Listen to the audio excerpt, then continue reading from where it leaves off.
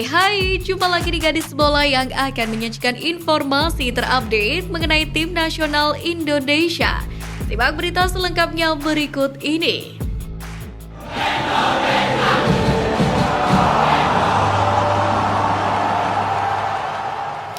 Duel di Stadion Ahmed bin Ali Ar-Rayyan, Qatar pada Senin 15 Januari malam antara Timnas Indonesia versus Irak berakhir dengan skor 3-1 bagi Singa Mesopotamia. 3 gol Irak masing-masing disumbangkan oleh Mohamed Ali pada menit 17, Osama Rashid pada menit 4:15-7, dan Aiman Hussein pada menit 75.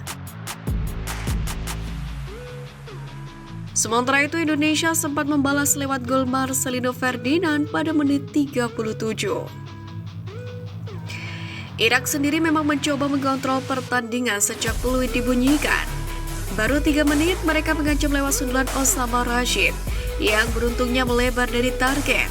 Indonesia sendiri membalas di menit kelima, tapi tendangan lob Marcelino membentur mistar gawang. Sedikit perubahan dilakukan oleh skuad Garuda di awal babak kedua ini. Sayangnya gawang Hernando Ari sempat dibobol di menit ke-50 oleh Amir Al-Amari. Beruntung bagi tim merah putih, gol itu dianulir oleh wasit lantaran ada offside.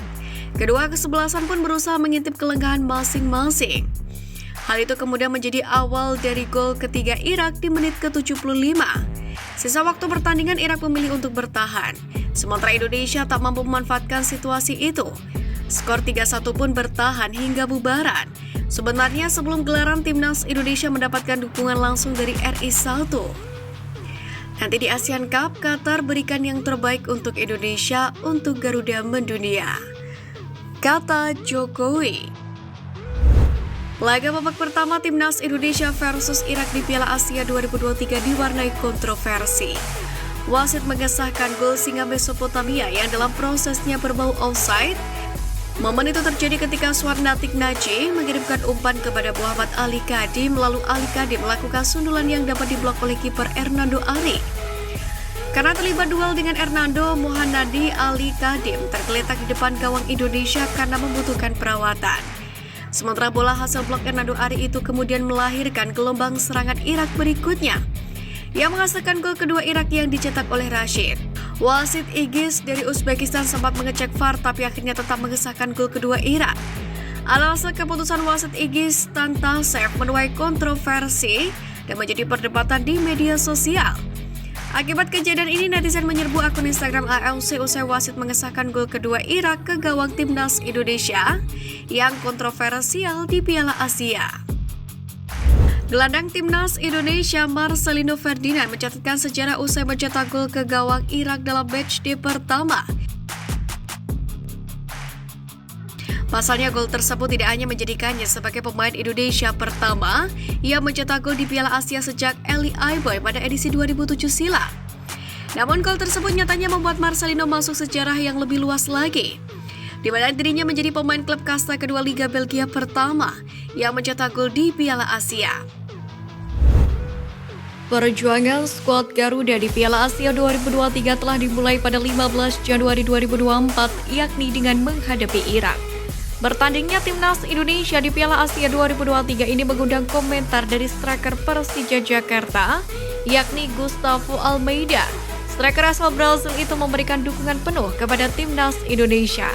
Terlebih ada salah satu pemain Persija yang membela skuad Garuda, yakni Rizky Ridho. Gustavo pun berharap perjuangan Timnas Indonesia di Piala Asia edisi kali ini berjalan dengan lancar. Tidak ada satupun pemain yang mengalami cedera.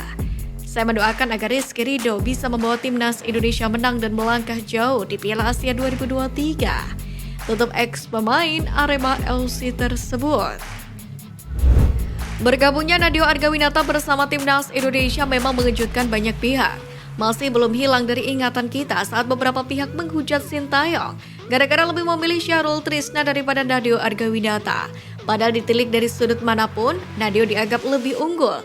Namun saat itu Sintayong memberikan keterangan bahwa Syahrul Trisna lebih tenang saat berada di bawah mistar gawang.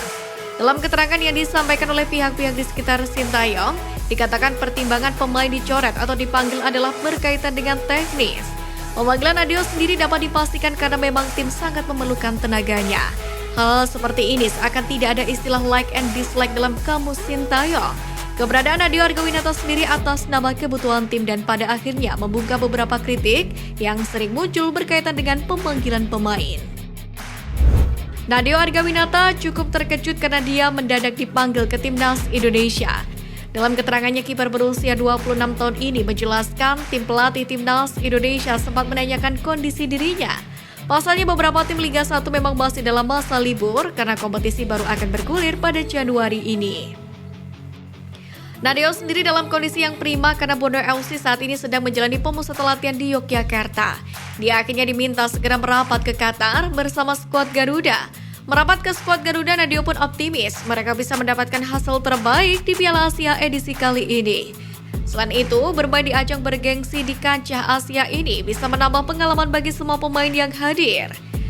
Sedikit kaget dan tidak mengira juga, di detik-detik terakhir akhirnya saya dipanggil kembali oleh timnas Indonesia, kata Nadeo Argawinata.